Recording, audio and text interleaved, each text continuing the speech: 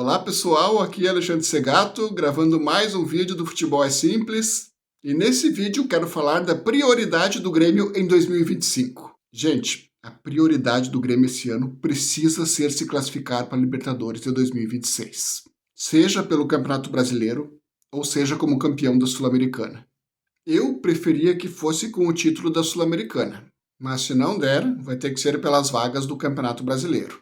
E por que eu quero tanto o Grêmio na Libertadores 2026? Gente, vocês estão vendo o que estão dizendo os dois principais candidatos da presidência do Grêmio? O Marcelo Marques prometeu um grande time se for eleito. Disse que vai trazer muitos bons jogadores. E ter um time bom atrai o torcedor.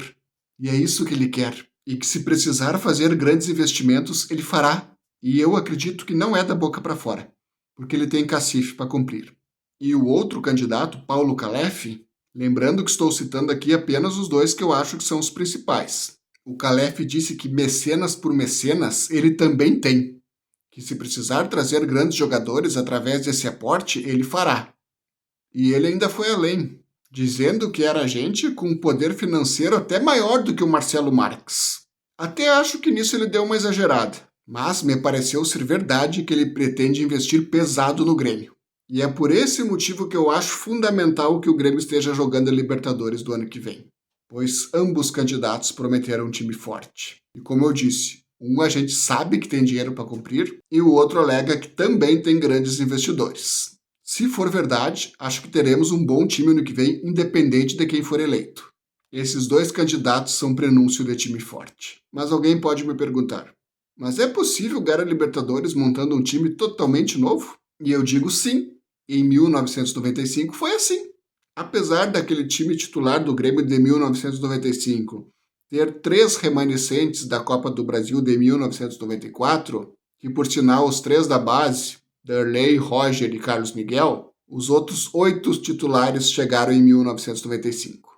Arce, Adilson Batista, Rivarola, Arilson, Dinho, Goiano, Paulo Nunes e Jardel. Se souber contratar, tem sim como montar um grande time para ganhar Libertadores no mesmo ano, com um time totalmente novo.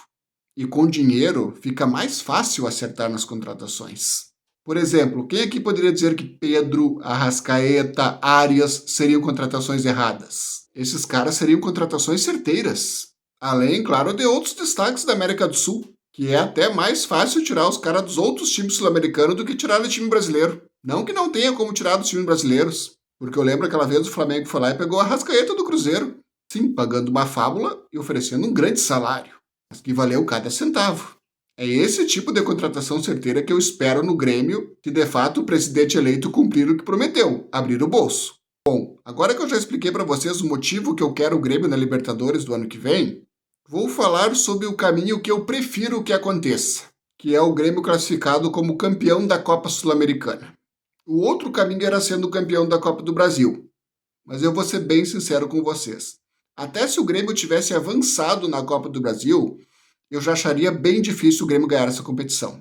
Para a realidade do Grêmio, nesse momento, a Sul-Americana é um pouco mais viável. Então assim, pessoal, antes de começar a Sul-Americana, eu fiz um vídeo fazendo os prognósticos, quem avançaria e quem ficaria pelo caminho. E não me perguntem o porquê, mas essa foi a Sul-Americana que os brasileiros tiveram mais dificuldade.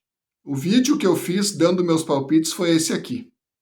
Se alguém quiser ir lá conferir, fique à vontade. Eu acreditava muito no potencial dos brasileiros e quebrei a cara. Repito, entre todas as sul-americanas, essa foi a que os times brasileiros tiveram mais dificuldade. Esse ano a gente vai ter que tentar ganhar ela com o time que a gente tem, mas vamos precisar ter muita competência. Eu falo com o time que tem porque eu não espero grandes reforços esse ano.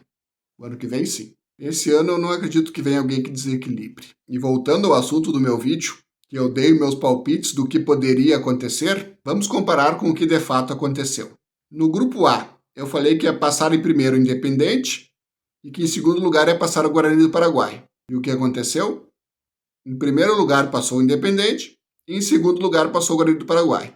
Aê, é a única que eu acertei. No grupo B, eu falei que o Vitória ia passar em primeiro e que o Defensa e Justiça ia passar em segundo. E o que aconteceu? Passou a Universidade de Quito em primeiro e Cerro Largo em segundo. É, amigos, é isso mesmo. Essa Sul-Americana teve muito resultado imprevisível. No grupo C, eu falei que ia passar o Corinthians em primeiro e o América de Cali em segundo. E o que aconteceu? Passou o Huracan em primeiro e o América de Cali em segundo. O Corinthians caiu fora. O bom time do Corinthians, com Depay e Yuri Alberto, caiu fora. Como eu disse antes, os brasileiros tiveram uma dificuldade absurda nessa Sul-Americana. No grupo D, eu falei que o Grêmio ia passar em primeiro e o Godoy Cruz em segundo. E o que aconteceu? Passou o Godoy Cruz em primeiro e o Grêmio em segundo. Também tivemos dificuldade contra o principal time sul-americano da nossa chave, o Godoy Cruz. No grupo E, eu falei que ia passar o Cruzeiro em primeiro e o Palestino em segundo. E o que aconteceu? Passou o Mushuc Runa em primeiro e o Palestino em segundo. Vocês estão vendo a quantidade de brasileiros que já deu adeus na fase de grupos. Vitória, Corinthians, Cruzeiro, nunca tinha sido tão complicado para os brasileiros. No grupo F, eu falei que ia se classificar o Fluminense em primeiro e o União Espanhola em segundo. E o que aconteceu?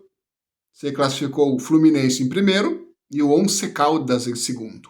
O Fluminense foi o único time brasileiro que conseguiu cumprir o objetivo de terminar em primeiro. O único. Todos os outros tiveram dificuldades. Olho vivo nesse time do Fluminense. No grupo G, eu falei que ia se classificar o Vasco em primeiro e o Lanús em segundo. E o que aconteceu? Se classificou o Lanús em primeiro e o Vasco em segundo. O Lanús é outro time que a gente precisa ficar de olho, mas que por sinal nos traz ótimas lembranças. E no grupo H, eu falei que ia se classificar o Atlético Mineiro em primeiro e o Deportes Iquique em segundo. Passou o Cienciano em primeiro e o Atlético Mineiro em segundo. Então assim, gente, eu acredito que não fui só eu que errei vários palpites. Muita gente imaginava os brasileiros sobrando na Sul-Americana, sobrando. E o único de fato que cumpriu seu objetivo foi o Fluminense. O resto, todos os outros, ou foram eliminados ou foram para os playoffs. Então, resumindo, a gente precisa levar muito a sério essa Sul-Americana. Para ganhar ela não vai ser jogando de qualquer jeito. Temos que tratar muito sério os adversários dessa competição, já começando pelo Alianza Lima nos playoffs. Vou dizer aqui quais serão os confrontos dos playoffs dessa Sul-Americana e quem eu acho que avança. Espero dessa vez não zicar, pelo menos não o Grêmio. Os confrontos vão ser o seguinte: Alianza Lima e Grêmio, acho que passa o Grêmio. Universidade de Chile e Guarani do Paraguai, acho que passa o Guarani do Paraguai. Central Córdoba e Cerro Largo, acho que passa o Cerro Largo. Bahia e América de Cali, acho que passa o Bahia. Bolívar e Palestino, acho que passa o Palestino. Atlético Bucaramanga e Atlético Mineiro, acho que passa o Atlético Mineiro. Independente Del Valle e Vasco, acho que passa o Independente Del Valle. Mesmo que o Diniz tenha feito boas partidas pelo Vasco, acho que o Vasco pegou um adversário bem chatinho de se enfrentar. Um time acostumado tanto a Libertadores como Sul-Americana. E o Santo Antônio de Bulu Bulu versus Once Caldas. Acho que passa o Once Caldas. Vamos ver o que acontece. Esse foi mais um vídeo do Futebol é Simples, analisando o caminho para chegar à Libertadores do ano que vem via Sul-Americana. Libertadores que, como eu disse, precisamos estar lá o ano que vem. Muito obrigado a todos que assistiram até aqui.